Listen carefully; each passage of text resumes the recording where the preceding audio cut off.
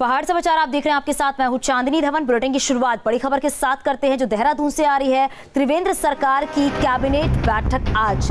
तो आज कैबिनेट की बैठक होने वाली है। सचिवालय में होगी कैबिनेट की ये बैठक जो कि बेहद ही महत्वपूर्ण है। सीएम रावत की अध्यक्षता में ये बैठक दोपहर 1 बजे होगी। कई अहम प्रस्तावों पर मुहर लग सकती है।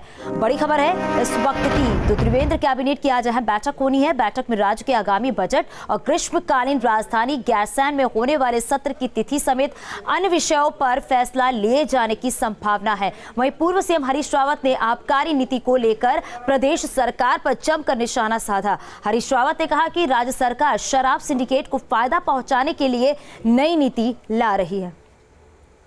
तो आज जो अहम बैठक होने वाली है उसमें कई ऐसे मुद्दे हैं जिनको लेकर चर्चा की जाएगी, क्योंकि आगामी बजट की अगर बात करें तो उस पर तो चर्चा संभव है ही। उसके साथ ही साथ तमाम ऐसे और बड़े मुद्दे हैं जिनको लेकर चर्चा की जाएगी और कई ऐसे प्रस्ताव हैं जिस पर मुहर लग सकती है।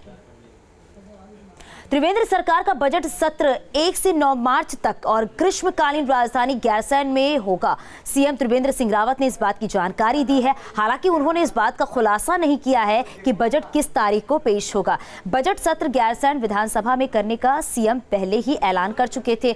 आपको ये भी बता दें, त्रिवेंद्र सरकार का इस बार का बजट विधानसभा चुनाव के लिहाज से महत्वपूर्ण माना जा रहा है और इसे चुनावी बजट की मिसाल भी दी जा रही है। और ऐसा माना जा रहा है कि राज्य सरकार ग्रीष्मकालीन राजधानी में लोक लुभावन बजट पेश करेगी और ये पूरी तरह से चुनावी होगा। और इतना ही नहीं, विधानसभा सचिवालय ने गैरसैंण में बजट सत्र की तैयारी शुरू कर दी है। विधानसभा अध्यक्ष प्रेमचंद अग्रवाल के निर्देश पर विधानसभा से अधिकारी कर्मचारियों को सत्र से पूर्व व्यवस्था चाक चौबंद करने के लिए लगाया गया है। उत्तराखंड विधानसभा चुनाव को लेकर आम आदमी पार्टी ने अपनी तैयारियां तेज कर दी है। पार्टी ने प्रदेश में केजरीवाल अभियान की शुरुआत की है और इसके तहत ही पार्टी कार्यकर्ता 45 दिन में 6500 सभाएं कर जनता को केजरीवाल मॉडल बताएंगे। मिशन 2022 को लेकर आम आदमी पार्टी उत्तराखंड में अपने पांव जमाने में जुट गई है। इसी कड़ी में आज दिल्ली के डिप्टी सीएम मनीष सिसोदिया देहरादून पहुंचे, जहां उन्होंने प्रदेश में मैं भी केजरीवाल अभियान की शुरुआत की और सभी 70 विधानसभा क्षेत्रों के लिए वीडियो LED वैन को रवाना किया गया। अगले 45 दिन तक उत्तराखंड की हर एक विधानसभा में गाँव-गाँव तक जाएंगे, कस्बों में जाएंगे, 6500 जनसभाएं करेंगे और 300 ये तो सब गाँव में होंगी और इसके अलावा उत्तराखंड के 300 मार्केट्स में भी जनसभाएं होंगी। मनीष सिसोदिया ने कहा कि उत्तराखंड की जनता बदलाव चाहती है। पार्टी यहां भी केजरीवाल मॉडल पर ही काम करेगी। हम लोगों ने दिल्ली में भी इसी तरह से चुनाव लड़ा था। हम गली गली घूमे थे, गांव-गांव घूमे थे। इस 45 दिन के बाद हमारे सक्रिय कार्यकर्ताओं की संख्या जो एक्टिवली काम कर रहे हैं उनकी संख्या हम 1 लाख तक पहुंचाएंगे। अगले साल प्रदेश में विधानसभा चुनाव होने हैं, इसीलिए आम आदमी पार्टी उत्तराखंड में अपने पैर जमाने में लगी है। संगठन को मजबूती देने के लिए मनीष सिसोदिया ने खुद कमान संभाल रखी है। मैं भी केजरीवाल कैंपेन उत्तराखंड में कितना कारगर साबित होगा, ये तो चुनावी नतीजे ही तय करेंगे। Surendra Dasila, news state, Dehradun. Smart city बनने जा रहे देहरादून में अब दिल्ली जैसी नहीं बल्कि नासिक जैसी मेट्रो चलेगी। अब देहरादून में मेट्रो और लाइट मेट्रो की जगह अब नियो मेट्रो चलाने की तैयारी की जा रही है और इस बाबत सीएम आवास पर एक बैठक भी हुई जिसमें मंत्री मदन कौशिक के अलावा उच्च अधिकारी भी शामिल हुए और जिसमें सीएम त्रिवेंद्र सिंह रावत ने Uttarakhand metro rail urban infrastructure fund building construction corporation को नियो मेट्रो के संचालन के बारे में काम की योजना और DPR तैयार करने के निर्देश दिए गए हैं। प्रदेश में नियो मेट्रो के संचालन पर मंत्री मदन कौशिक का कहना है कि नियो मेट्रो सस्ती है। नियो मेट्रो की बात करें तो ये मेट्रो लाइट से भी हल्की होती है और इसे देश के उन शहरों में भी चलाया जाता है जहां पर 20 लाख तक की आबादी है। रबर टायर वाले चलने वाली 3 कोच वाली इस मेट्रो की लागत परंपरागत मेट्रो के निर्माण लागत से 40% तक कम है। इसमें मेट्रो स्टेशन परिसर के लिए एक बड़ी जगह की जरूरत नहीं होती है और ये सड़क के सरफेस या एलिवेटेड कॉरिडोर पर चल सकती है। देहरादून स्थित पुलिस मुख्यालय पहुंचे सीएम त्रिवेंद्र सिंह रावत और यहां उन्होंने डीजी कॉन्फ्रेंस में हिस्सा लिया। इस कॉन्फ्रेंस में प्रदेश के सभी आईपीएस अधिकारी मौजूद रहे और इस दौरान सीएम त्रिवेंद्र सिंह रावत ने आईपीएस अधिकारियों को संबोधित किया। सीएम ने कहा कि नए मुख्यालय में आधुनिक हथियार और गाड़ियों को उपलब्ध कराने का काम जल्द पूरा होगा। आपको ये भी बता दें, पुलिस मुख्यालय में इन दिनों आईपीएस वीक का आयोजन हो रहा है।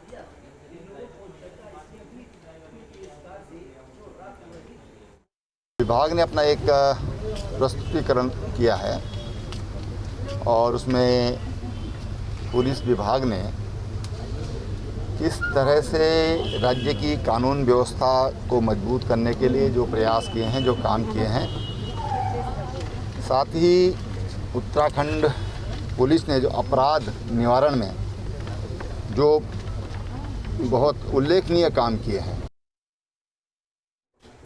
सिंचाई एवं पर्यटन मंत्री और हरिद्वार प्रभारी सतपाल महाराज ने हरिद्वार में जन समस्याओं को लेकर एक बैठक की और इस बैठक में जिलाधिकारी, बीजेपी विधायक समेत कई अधिकारी भी मौजूद रहे। प्रेमनगर आश्रम में आयोजित बैठक में मंत्री सतपाल महाराज ने सभी विधायकों, कार्यकर्ताओं और जनप्रतिनिधियों की समस्याओं को सुना। बैठक में अधिकारियों की मनमानी और जनप्रतिनिधियों की बात नहीं सुनने का मुद्दा उठा। इसके बाद मंत्री सतपाल महाराज ने अधिकारियों को निर्देशित किया कि संबंधित विभाग के अधिकारी सभी जनप्रतिनिधियों के फोन उठाएं और उनकी समस्याओं का जल्द निस्तारण करें। किसानों से संबंधित कई प्रश्न उठाए हैं, जिसका आश्वासन माननीय मंत्री जी ने दिया है। एक तो टोल प्लाजा में जो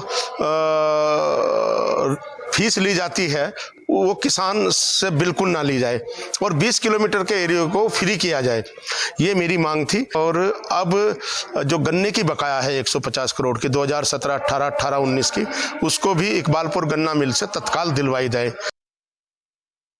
जो सुन नहीं रहा है वो समस्या हमारे सामने आई है। मैंने अधिकारियों को आदेशित किया है कि वो हमारे विधायकों की और आम जो हमारे कार्यकर्ता हैं और हमारी जो जनता है उन सबकी समस्याओं को सुन में समाधान करेंगे। उसके लिए मैं जो बातें हमारे स्तर की हैं उसका निदान करेंगे। जो बाकी मुख्यमंत्री जी को प्रेषित करनी है उनको मुख्यमंत्री जी को देंगे ताकि वो कार्रवाई करें। कांग्रेस ने मिशन 2022 की तैयारी तेज कर दी है। चमोली के विकास खंडों में पार्टी बैठकों का आयोजन कर रही है। बद्रीनाथ विधानसभा की पहली बैठक जोशीमठ विकासखंड में आयोजित की गई। ब्लॉक सभागार में आयोजित बैठक में कांग्रेसियों ने उत्तराखंड सरकार और केंद्र सरकार की जन विरोधी नीतियों पर चर्चा की। बैठक में किसान विरोधी नीतियों, बेरोजगारी, स्वास्थ्य और शिक्षा जैसे मुद्दों पर चर्चा हुई। पार्टी नेताओं ने ग्रामीण क्षेत्रों से लेकर शहरी क्षेत्रों तक में कांग्रेस को मजबूत करने और नई कार्यकर्ताओं को पार्टी से जोड़ने का संकल्प लिया गया।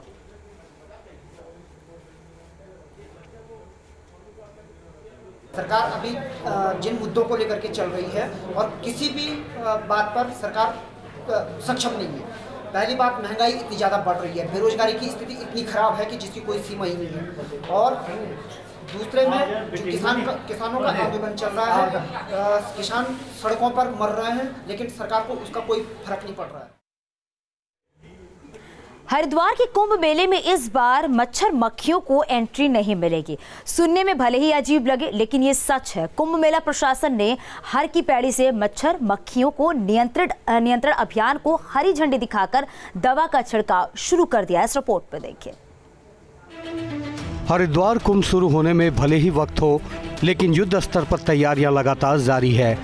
श्रद्धालुओं के लिए कुंभ को सुगम बनाने के लिए प्रशासन जुटा हुआ है। श्रद्धालुओं की साधना में मच्छर मक्खियां खलल न डाले, इसका भी विशेष ख्याल रखा जा रहा है। मेले में बहुत से श्रद्धालुगण आएंगे। खाने पीने की जो हमारी ईटरीज़ हैं, हमारे ढाबे हैं, होटल्स हैं, सभी चल रहे होंगे। कूड़ा निस्तारण की व्यवस्था है, यद्यपि इसमें कुछ ना कुछ दिक्कतें आती हैं और गर्मियों का सीज़न भी पास है, तो मक्खी और मच्छर दोनों ही मेला क्षेत्र में ना आए, इसके लिए अभी से प्रोग्राम शुरू किया गया है। और इसमें जो टीम्स हमारी सेक्टर वाइज बनी है। सिर्फ मक्खी मच्छर ही नहीं, कुंभ में साफ सफाई का भी खास ध्यान रखा जा रहा है, जिससे हरिद्वार कुंभ आने वाले बड़े कार्यक्रमों के लिए भी एक उदाहरण बन सके। कि आज हर की पौड़ी से शुरुआत हुई है, जो कि पूरे मेला क्षेत्र में ये रहेगी। निश्चित रूप से स्वास्थ्य विभाग भी प्रोएक्टिव तरीके से इसको निभाएगा और हम सब व्यक्तिगत रूप से भी, चाहे जो भी संस्थाएं हैं, चाहे व्यापार मंडल हैं, चाहे होटल एसोसिएशन है, इस बात का हम ध्यान रखेंगे कि इस बार का जो कुंभ है वो स्वच्छता की दृष्टि से भी एक व्यवस्थित कुंभ हो और लोग उसका एक उदाहरण दें कि इस कुंभ में जो सफाई की व्यवस्था है वो ऐतिहासिक रही है और आगे के लिए एक बेंचमार्क वो स्थापित करें। प्रशासन की ये पहल अगर रंग लाई तो मक्खी मच्छरों से फैलने वाली कई बीमारियों से छुटकारा मिल सकता है। प्रशासन के इस अभियान में सामाजिक संस्थाएं और व्यापार मंडल भी बढ़ चढ़ कर सहयोग कर रहे हैं। साथ ही स्थानीय लोग भी इस अभियान की सराहना कर रहे हैं। आशु Sharma, news state, Haridwar.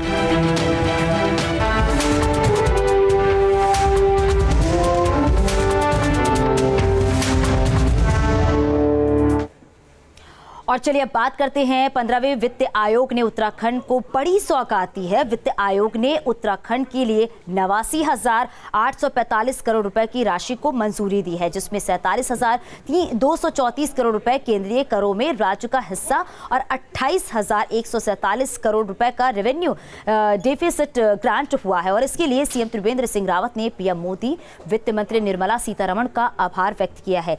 CM ने कहा है कि पीएम जीएसवाई में बड़ी राशि मिलने से सड़क से वंचित रह गए गांवों को मुख्य धारा से जोड़ा जा सकेगा। आपदा की दृष्टि से संवेदनशील राज्य होने के कारण ही उत्तराखंड को आपदा प्रबंधन में 5,178 करोड़ रुपए की संस्तुति दी गई है। पीएम जीएसवाई में 2,322 करोड़ रुपए मंजूर किए गए हैं और इसके अलावा 15वें वित्त आयोग ने लोकल गवर्नमेंट में 4,181 करोड़ रुपए और हेल्थ में 728 करोड़ रुपए, सांख्यिकी में 25 करोड़ रुपए और साथ ही साथ जुडिशरी में 70 करोड़, उच्च शिक्षा में 83 करोड़ रुपए और कृषि में 277 करोड़ रुपए को मंजूरी दी है। आम बजट 2021 को उत्तराखंड के सीएम ने आत्मनिर्भर भारत की परिकल्पना को साकार करने वाला बताया है। तो उत्तराखंड की अनदेखी को लेकर कांग्रेस ने जमकर हमला बोला है। एक रिपोर्ट देखिए। वित्त मंत्री निर्मला सीतारमण ने बजट पेश किया तो प्रतिक्रियाओं का दौर शुरू हुआ। उत्तराखंड के सीएम त्रिवेंद्र सिंह रावत ने आम बजट की तारीफ की और इसे भारत के विकास दर को बढ़ाने वाला बताया। उनके मुताबिक बजट में गांव से लेकर शहर तक ध्यान रखा गया है।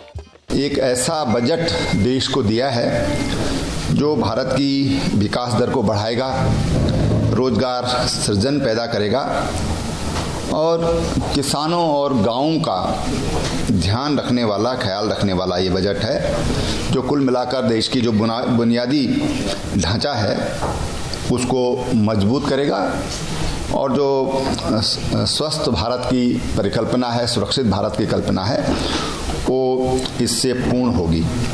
सीएम के मुताबिक बजट में 100 से ज्यादा सैनिक स्कूल खोलने का ऐलान किया गया है। इसका सीधा फायदा उत्तराखंड के नौजवानों को होगा। ये हमारे राज्य की दृष्टि से भी बहुत महत्वपूर्ण है, क्योंकि हमारे राज्य के नवयुवक, उनकी इच्छा होती है कि वो सेना में जाएं, तो हमारे सैनिक स्कूल निश्चित रूप से इसमें उत्तराखंड को भी एक बड़ा फायदा हमको होने की उम्मीद है। वहीं सीएम ने बजट को किसान हितैषी वाला बताया है। यूपीए सरकार ने जो पैसा किसानों के खातों में पहुंचाया था उससे 3 गुना ज़्यादा पैसा किसानों के खातों में पहुंचाया गया है। और इस तरह से हम कह सकते हैं कि ये बजट हमारे सबके स्वस्थ और निरोगी रहने की जो हमारी कामना है उसको पूरा करने वाला ये बजट हम इसको कह सकते हैं। वहीं कांग्रेस ने बजट को निराशाजनक बताया। केंद्र सरकार पर उत्तराखंड राज्य की अनदेखी और आंकड़ों की बाजीगरी करार दिया। जो बजट प्रस्तुत किया गया है वो बजट बहुत घोर निराशाजनक वाला बजट है। आंकड़ों की जादूगरी की सिवाय इस बजट में ना तो किसानों के हितों को संरक्षित करने की कोई बात हुई है, नौजवान साथियों को रोजगार के परिप्रेक्ष्य में कोई बात नहीं है। उत्तराखंड के लिए तो ये बजट जो है घोर निराशाजनक है।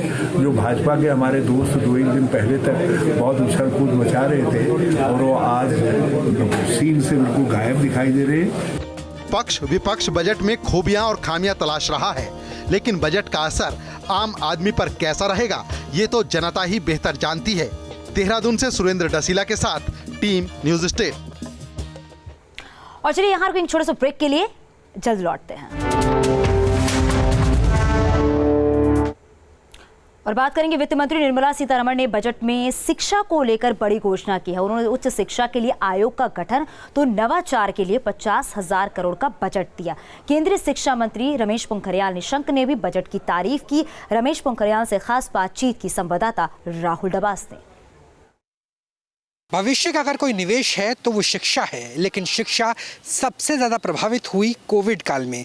रमेश पोखरियाल निशंक जी केंद्रीय शिक्षा मंत्री हमारे से बात करने के लिए। सर, कोरोना में सबसे ज्यादा प्रभावित तो शिक्षा हुई थी। अब पोस्ट कोरोना में जो बजट आ रहा है उसमें आप किस तरीके से देखते हैं शिक्षा को बढ़ावा देने? लेकिन आपने देखा होगा, यदि कोरोना में सबसे ज्यादा प्रभावित शिक्षा हुई, इसलिए हुई कि इस देश में 1000 विश्वविद्यालय हैं, 45,000 50,000 डिग्री कॉलेज हैं, 15-16 लाख स्कूल हैं और कुल अमेरिका की जितनी आबादी नहीं है हिंदुस्तान में 33 करोड़ छात्र छात्र हैं। तो स्वाभाविक ही है, पूरी दुनिया ठहर गए, देश ठहर गया, लोग घरों में कैद हो गए, बच्चे घर से बाहर नहीं निकल पाए, तो सबसे ज़्यादा प्रभावित शिक्षा हुआ। लेकिन सबसे बड़ी चुनौती का मुकाबला भी सबसे बड़ा शिक्षा विभाग ने ही किया। ये दुनिया का सबसे बड़ा उदाहरण है कि कोविड काल में शिक्षा विभाग ने ही पूरी दुनिया का रिकॉर्ड तोड़ा और हम 33 करोड़ छात्र छात्र 30 से 33 करोड़ छात्र छात्राओं को ऑनलाइन शिक्षा से जोड़ने में सफल हुए। कोई सोच भी नहीं सकता, सपना भी किसी को नहीं आ सकता, लेकिन हमने छात्र का न वर्ष बर्बाद होने दिया, न उसको अवसाद में जाने दिया। समय पर परीक्षाएं भी करवाई। नीट, जेई जैसी परीक्षाएं दुनिया की कोरोना काल की सबसे बड़ी परीक्षाएं थी और सफलतम परीक्षाएं हुई। तो यहाँ आकर के हम खड़े हो जाते थे, नहीं शोध और अनुसंधान के क्षेत्र में भारत पीछे। अब शोध और अनुसंधान के क्षेत्र में भारत पीछे नहीं रहेगा।